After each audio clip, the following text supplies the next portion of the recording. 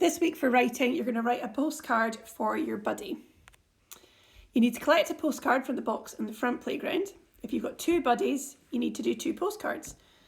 You need to listen to the instructions, write a draft in your jotter, get a parent or guardian to check your writing, write your postcard or postcards if you've got 2, pop your postcard back into the box in the playground by Friday the 12th of June.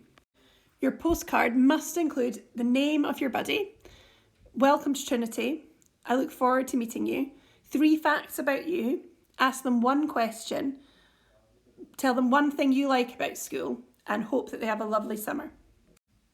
Okay, have a look and see if you can spot the mistakes as I go.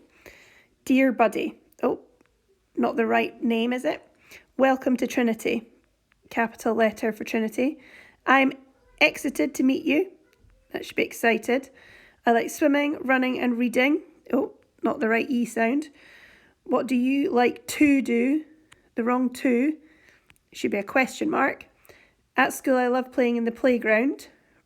Wrong A sound. Hope you have, oh, missing an E, a great summer. Full stop. I need to write your actual name. Now your buddy doesn't live at Trinity Primary School.